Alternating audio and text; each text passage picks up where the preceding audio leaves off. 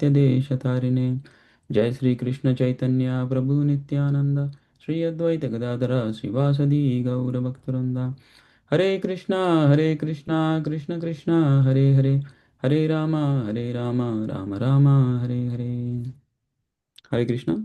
So today we'll be discussing from the 12th chapter, text 20. This is the last verse. I'll recite the sloka and the translation and we'll discuss. Ye tu dharmamritam idam yatoktam paryupasate Shraddhana matparama bhaktaste ativa me priyaha. Translation: He who follows this imperishable path of devotional service and who completely engages himself with faith, making me the supreme goal, is very, very dear to me. So, this is the last verse in this chapter. This is the final conclusive statement given by Lord Krishna to Arjuna. And this chapter begins by Arjuna actually asking one question. He wanted to very clearly know what is considered to be more perfect, like what is the best path of self-realization. So I will just read the translation of the first verse which Arjuna is asking. So this was the question he asked. Arjuna asked, which is considered to be more perfect, those who are properly engaged in your devotional service or those who worship the impersonal Brahman, the unmanifested? Because generally people who are interested in self-realization, there are two classes that we can classify. Those who are impersonalists. Impersonalist means they don't believe in the personal form of the Lord. Unfortunately, it's an incomplete understanding. They only accept the all pervading impersonal energy of the Lord. But wherever there is energy, there is an energetic source. And that energetic source is Krishna, the Supreme Personality of Godhead. But somehow, for whatever reason, they're either misled or they have read the commentaries of those who have propagated impersonalism and they are attached to that understanding of impersonal uh, understanding and then making progress in the path of self-realization with that understanding of impersonalism. And now, and there are the other class who accept the personal form of the Lord, who have complete understanding that though there is an impersonal aspect, it is only a partial understanding of the Supreme Personality of Godhead. Complete understanding includes the impersonal aspect and also the all-pervading aspect, which is known as Paramatma, and the personal form of the Lord. As many times mentioned, Srila Prabhupada gives an example of the sunlight, the sun, and the sun god himself. Just like we all know the sunlight is pervaded everywhere, that does not mean there is no presence of the sun. At the same time, there is the sun also. And as per the Vedic scriptures, we know there is somebody called sun god also. There is a person who is actually managing the sun. And because of him, the whole sunlight is all pervading. So, but Arjuna, he was believing in the personal form of the Lord. He was a devotee. So, he wanted to hear from Krishna himself directly so that it is clear for everyone, for himself, and for everybody who ever listens Bhagavad Gita to get a very concrete, clear understanding of what is the right way, what is the best way of progressing in this path of self realization. Is it impersonal understanding or is it personal? So immediately, actually, Krishna responds in the second verse of this chapter. I'll read the translation. The blessed Lord said, He whose mind is fixed on my personal form, always engaged in worshipping me with great and transcendental faith, is considered by me to be most perfect. So immediately Krishna responds without any ambiguity, with extreme clarity, to put this matter, at rest for good. What did Lord Krishna say? Very clearly he said, He whose mind is fixed on my personal form. So very clearly, whose mind is fixed on my personal form, always engaged in worshipping me with great and transcendental faith, is considered by me to be most perfect.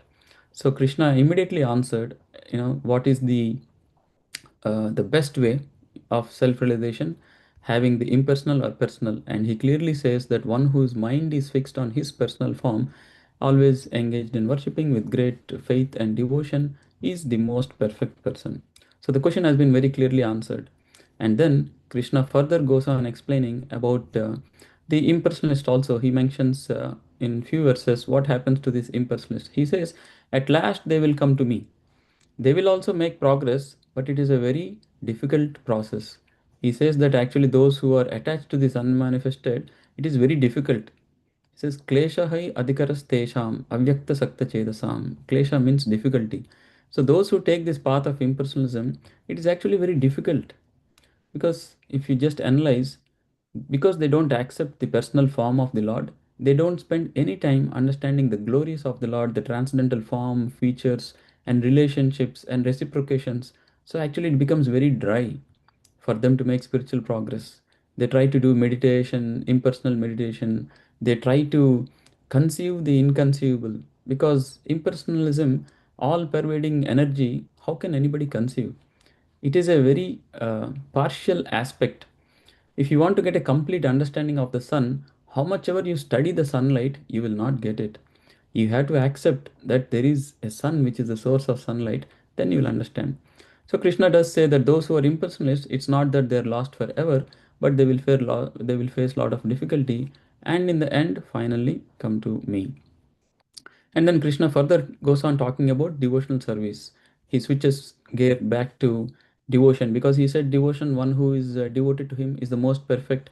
Then he has to explain what does this mean? What is this devotional service mean? So rest of the verses, Krishna tells about how to be a perfect devotee, and if they are not able to be in the topmost stage of perfection, perfect devotional service, what are the other things they can do? If they can't be at the topmost stage, what is the next thing they can do? What is the next thing they can do? And somehow or other come to the stage of devotional service. And here in this verse, Krishna is concluding, he is summarizing everything that he has spoken, and he says, he who follows this imperishable path of devotional service, Yetu dharmamritam idam. This dharma, this dharma we discussed many times, is the constitutional position of the soul. The constitutional position of the soul is to serve. Service is the constitutional position, a constitutional characteristic. Anybody can, by little analysis, they can understand that what is one thing that is constant. Dharma means actually the essential characteristic. Like it is mentioned, the dharma of fire is to produce heat and light. If you see something that looks like fire, but it is there is no heat or there is no light, then nobody will accept it is fire, because it is missing the essential characteristic. Same thing for sugar. If it looks white, it is crystal, it is small, but unless there is sweetness in it, it will not be accepted as sugar, because sweetness is the essential characteristic of the sugar. That means the dharma of sugar is to be sweet. The dharma of fire is to propagate light and heat. In the same way, the dharma of the soul is to do service. And we see that also. Every day, everybody is doing service. They're either serving their senses, serving their mind, serving their intelligence, or serving their family, serving the community, serving the organization, serving the nation, serving the whole species, or serving everyone. But service is essential. We won't find anybody who is not doing service. But then, dharmasya glanihi. But there has been a discrepancy in the service. What is happening? The service is being put at the wrong place. We are all meant to serve the Supreme Lord Krishna, and in that way, everyone be automatically satisfied. How? The example is given, when you serve the root of a tree, when you pour water at the root, automatically everything, all the branches, leaves, everything gets nourished. In the same way, we are all supposed to serve Krishna, because Krishna is the root of the existence. Aham Madrihi Devanam. He is the source of everything. So the source, like the root is the source of the energy, for the whole tree. In the same way, when we serve the source, when we serve Krishna, that is when we will be happy and everyone will be happy. And that aspect people have lost in the material world. What is illusion? The illusion is the covering that it makes them convinced that I don't have to serve God. I just have to serve, whatever materialistic things around me. As I said, my country, my nation, my family, and I will be happy. But what happens? They get a very temporary happiness, and again there is dissatisfaction that gets in. And they try to find, what else can I serve? What else can I serve? What else do I have to do to become happy? And they keep switching and changing, but ultimately there is no happiness and they're frustrated. And that is why Lord Krishna comes and he establishes dharma. Right? Dharma samsthapanarthaya sambhavami yuge yuge. Krishna is saying, I come to establish the dharma. The dharma is there, but it is Glani is there right now. It is being done in a wrong way. So then Krishna in this chapter has established the true dharma, the real dharma. Etu dharmamritam idam. What is the dharma Lord Krishna has established? The devotional service to the Supreme Lord. This is the actual dharma. This is the right position of a living being. And one who follows this, Yatoktam Paryupasate, as it is said, right? I have just spoken. He's telling to Arjuna, Arjuna, so far I have just spoken about this dharma, this devotional service. Paryupasate, one who completely engages in this. With how? Shraddhadhana Mat Parama, with full faith, Shraddha. And Mat Paramaha, Krishna is saying, by taking me as the supreme, by accepting me as supreme, Bhaktas, by becoming a devotee, Te ativa me priyaha, one becomes very dear to me. And we know what happens if one becomes very dear to Krishna. Tyaktya deham punarjanmanaiti mamaiti. One who becomes dear to Krishna after giving up this body, they will go back to the spiritual world. They will not have this repeated cycle of birth and death. So let's see what Krishna had mentioned. We can quickly summarize and revise what Krishna said. Krishna is saying, Yetu dharmamritam idam. In this way. So we have already discussed that this is the best way of self-realization. Krishna has mentioned in the immediate response to Arjuna, and in the final conclusive statement of this chapter is also saying the same thing, that he is the most perfect path, one who engages in his devotional service. And as I have just mentioned, Krishna says, as I have just mentioned, Yatoktam, as I have just said. So what did Krishna say? Let's see, because this is essential. Because if this is the ultimate path, then we have to be very clear what Krishna has said and revise and remind ourselves. So we'll quickly go through what are the various things Krishna has said, right? So he has mentioned, fixed your mind upon me and engage all your intelligence upon me. So this is one task. This is one thing. What we should do, we should fix our mind on Krishna and engage our intelligence in Krishna. What does that mean? What does that mean to fix our mind on Krishna? Definitely the form of the Lord, our mind should be fixed. But then Krishna is saying, engage your intelligence in me. What does it mean to engage intelligence? Now, what is intelligence? Intelligence is the result of knowledge. So, engaging intelligence means the knowledge that Krishna has given, we have to practically apply in our day to day life. Then we are engaging our intelligence in Krishna. Then we are actually fixing our mind on Krishna. We are following the instructions given by Krishna. And this is the topmost path. So, we should be very clear what are the instructions he has given. So if we know these instructions, then we can actually follow this path and get benefited. So Krishna says that you have to develop a desire to attain me. So that's the first thing we all should realize, that this is the right thing for me. Generally, people don't know what is the right thing for them. Nate vidu swartha gatim hi Vishnu. Prahlad Maharaj says people don't know Nate viduhu swartha gatim, swartha. The best thing for them is Vishnu. First thing they don't know that. So first thing is we should know that attaining Krishna, reviving our relationship with Krishna is the topmost thing. So we should have a desire to attain Krishna. And then Krishna says, what when we follow his instructions, when we try to engage in activities that Krishna has given, there are some characteristics that we have to develop. So we have to check regularly whether am I developing these characteristics or not. So first thing Krishna is saying is one should not be envious of anybody. So this envy should not be there. Now, how can we be non-envious? Somebody has something, I don't have it, and the mind tells me, why does he have, why does she have? I should be having it. I wish I had it, right? Something is unfair. I deserve it. So these thoughts is what triggers envy. Now, how do we get rid of enviousness?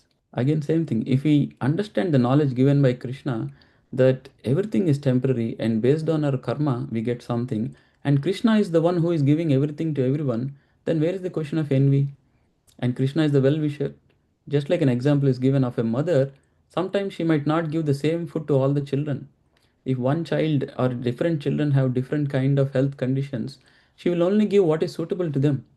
If Prabhupada gives an example, if somebody has jaundice, solid food should not be given to them. So mother will not give solid food. But somebody else who is healthy, she might give, solid food. Somebody else might have some other condition, a particular food item might have been restricted. But all children, they know mother is my well wisher, and for my good, she is restricting some things and she's giving some things. There is no question of disappointment. In the same way, envy, if we understand that Krishna is the well wisher of everyone, and for my particular circumstance, He has purposely restricted so that I will heal. What happens when the solid food is not given to the jaundice patient? He will actually become healed, and one day he will get everything. He will get the solid food also after his disease is healed. So we have to understand that based on my particular circumstance and karma, Krishna is helping me recover from whatever, karmic reaction I have by restricting some things. Once we understand this clear knowledge, there is no question of envy. Just like the child who is having a particular disease will not envy his other friend or other brother or sister who is getting solid food. Where is the question of envy? He knows if he heals, he will also get it one day. So this is how, if we clearly understand the instructions of Krishna, we will be free from envy. In the same way, Krishna further says that he should not feel himself a proprietor. If you know everything belongs to Krishna, what is the question of being feeling proprietor? We should be free from false ego. We should be equal in both happiness and distress. We should always be satisfied in devotional service and follow instructions of Krishna. So Prabhupada, the spiritual master, keeps saying that devotional service is not just doing some ritualistic activities. I have done this, I have done this. Check mark. Oh, it is said chanting is good, I have chanted. Oh, it is said do some deity worship, I have done. Oh, it is said read something, I have read. No, we have to cross check, are we advancing? Because it is a healing process. Is my disease being healed? If not, I am doing something wrong. So we should have that eagerness. We should have that eagerness to advance in Krishna consciousness, advance in devotional service, advance in attaining perfection. And how do we check our advancement? Whenever we come across these kind of statements, we should check, am I free from false ego? Am I being equal in both happiness and distress? Am I satisfied with what I have, or am I always hankering? If anything is answer is no, that means there is a lacking in my understanding. I don't have proper knowledge. I'm not engaging my intelligence in Krishna. So this is very important to understand the characteristics that will help us check ourselves, gauge ourselves, and see, am I making progress or not. Srila Prabhupada used to say, you don't have to ask anybody whether you're making progress or not. You yourself can check. Just like if a hungry person is eating food, he does not have to ask somebody else, oh, am I eating sufficiently? Am I satisfied? Am I, is it sufficient for me? He himself will know as the hunger is going away, he knows how satisfied is becoming. So, in the same way, we should cross check ourselves. Is my false ego going away? Is my envy going away? Is am I happy in both happiness and distress? Am I satisfied with what I have? These are the things we have to keep checking and knowing. If I am satisfied, then we should feel happy, this I'm making progress. We should never become proud, but we should become humble. Why? We should thank the Lord for whatever we have. And the further Krishna says, for one who he for whom no one is put into difficulty. So we should make sure all my actions, my words, my activities, am I putting anybody into difficulty? If I put someone into difficulty for my personal, satisfaction or for my personal benefit, then we are going against the principles of devotional service. How can we get closer to Krishna by putting anybody in difficulty? So we should make sure we are not putting anybody in difficulty and who is not disturbed by anxiety. Right? Again, Krishna is saying same thing, steady in happiness and distress. Again, same thing, if we have the proper understanding, happiness, distress, we know temporary circumstances Krishna has arranged. He's trying to heal me. Like the doctor, if you're taking treatment from a doctor, sometimes there will be distress. He will give an injection, and sometimes the tablet or injection or later it will work and you will feel happiness. But you should be equipoised. You will be steady. You won't get into total distress, total disturbance. Oh, why there is distress? An expert doctor is healing me. Everything will be fine. In the same way, happiness and distress, when it comes, we should know I am trying to be a devotee of Krishna. I am chanting Hare Krishna. I am reading Bhagavad Gita. I am trying to do some service. That means I am taking protection of Krishna. That means I am under the personal care of Krishna. Krishna says, one who is my devotee, yoga kshemam yaham yaham. He personally takes care. Actually, the regular people are being taken care by the laws of karma, and they're also being taken care by Krishna. But devotees, Krishna takes a personal interest. He's personally taking care.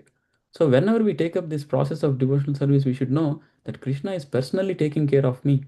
Now, where is the question of disturbance, anxiety, and disappointment? We just have to be confident that Krishna is there, He's taking care of me, and we have to continue following the instruction. Just like the doctor, when you have faith in the doctor, even though there is something uh, not as per your expectation is going on, but you have the faith, you will continue the treatment, and people who follow the treatment, ultimately they become healed. In the same way, we should know by following Krishna's instructions, ultimately we'll become healed. And then Krishna further says, what are the characteristics?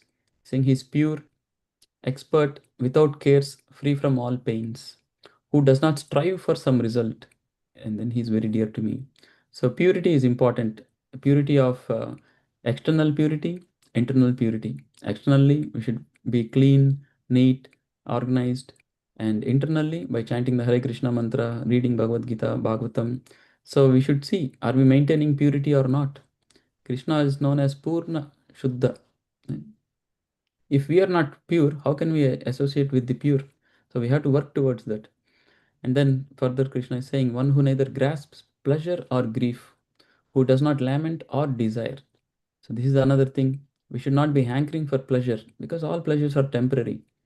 What is destined for us will automatically come. Whatever is destined, even if we don't work hard, we will get it. And whatever is not destined, even if we work hard, we won't get it. So we should not be too much hankering, worrying about, oh, let me try to do something to get some pleasure or avoid some miseries. Definitely, we should keep doing our duty, but there should not be extreme hankering. And one who neither laments nor desires. Another important thing. When something is lost, there is a lot of lamentation.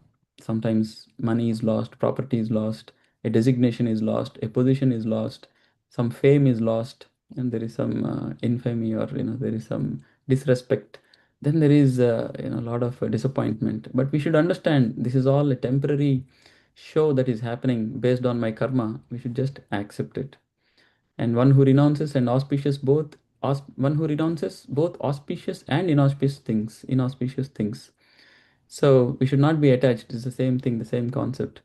And one who is equal to friends and enemies. Now, this is the most very difficult thing. Equal to friends is very easy, but when we say you should be equal to enemies, it becomes very difficult. How can I be equal to enemy?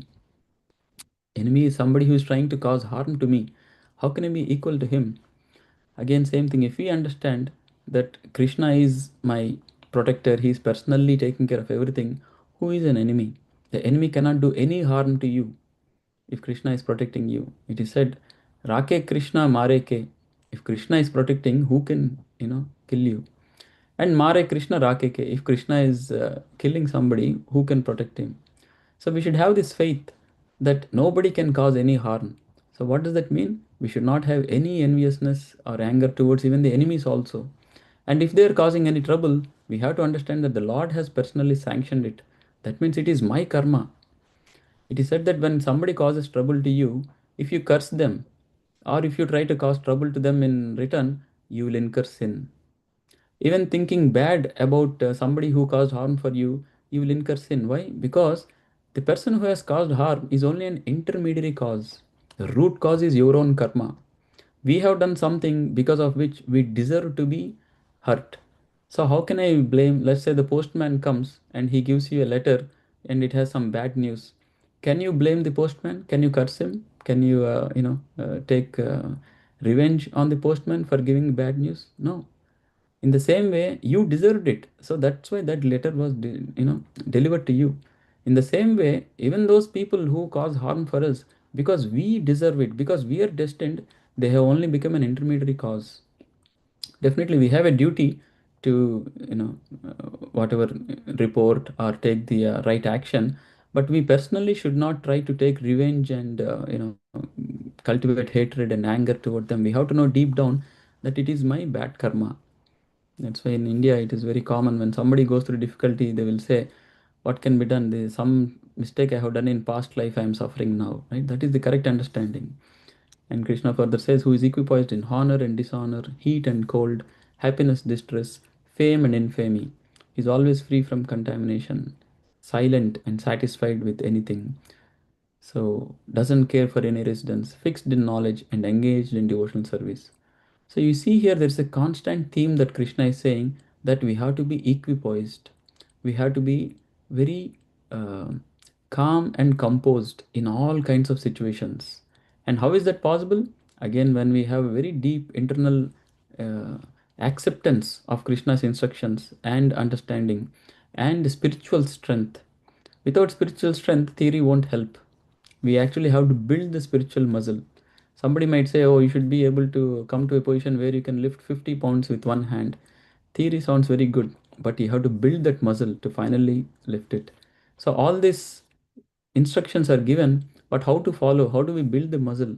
The Prabhupada mentions in the purport, it all starts with accepting a spiritual master in good association. That is why satsanga, sadhu sangha is very important. We have to make sure we have constant touch with sadhus. We have to be in constant touch with association of the pure devotees and his message. So when we read Bhagavad Gita, when we associate with devotees, when we go to temple, when we do service, we are in association of devotees. This is how we build our spiritual muscle. In the association of devotees, what do? We perform devotional service. We execute the orders given by the spiritual master. The spiritual master, based on the time, place, and circumstance, he gives some do's and don'ts, and these should be done in the association of devotees. Then our spiritual muscle will develop. All the instructions given by Krishna, they sound very good, but when the time comes to apply, it becomes very difficult unless we have built our spiritual muscle. And the way to build the spiritual muscle is starts with association of devotees, following the instructions of the spiritual master in the association of devotees, and hearing and uh, following the practices, and slowly building attachment to Krishna. So actually, this process, it is a scientific process. How does it work? In very nicely, it is mentioned. I will read it. It says it all starts first with Adav Shraddha. First, we should have faith in this process, and then Tata Sadhu Sangha, what we just talked about, association with devotees. And then when we associate with devotees, what do we do? Bhajana Kriya. We do bhajana and Kriya. We do chanting, hearing, and we do devotional service. So what happens when we do devotional service? Tato Anartha Nivritti. So then this Anartha Nivritti happens. That means the Anartha means unwanted things in the heart. Why are we not able to follow Krishna's instruction perfectly? Why are we not going, trying to, why are we not able to very dedicatedly fixed our mind on Krishna and be completely equipoised? If there is any lacking, it is because of anarthas, the unwanted things in the heart. Lust, greed, anger, envy, jealousy, all these are there and they need to go away. So when we perform devotional service, anartha nivritti happens. These unwanted things will go away from the heart. How?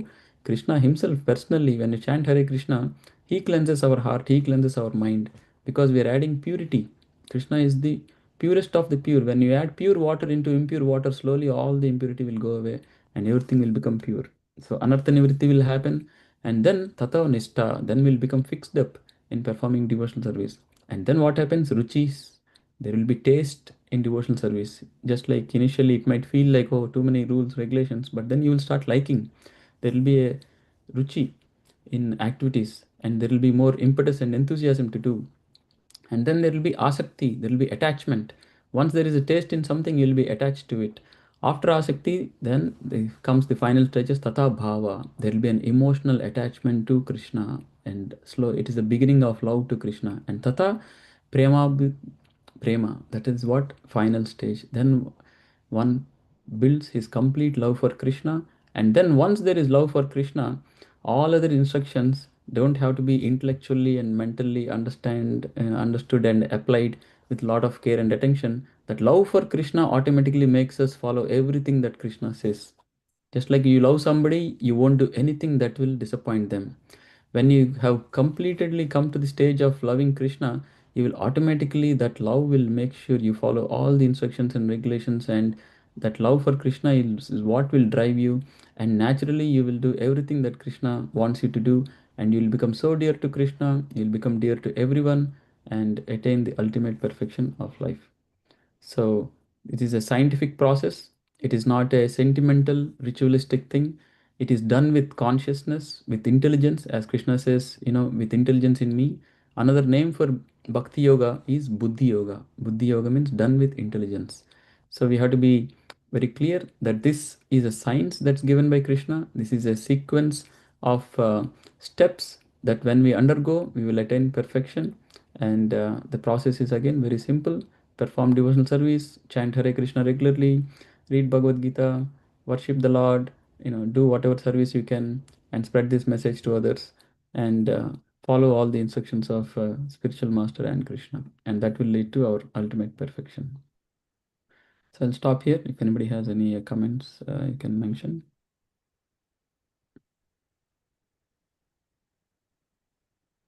Okay, thank you all. Hare Krishna. Srimad Bhagavad Gita ki jai. Vishwaguru Srila Prabhupada ki jai. Hare Krishna.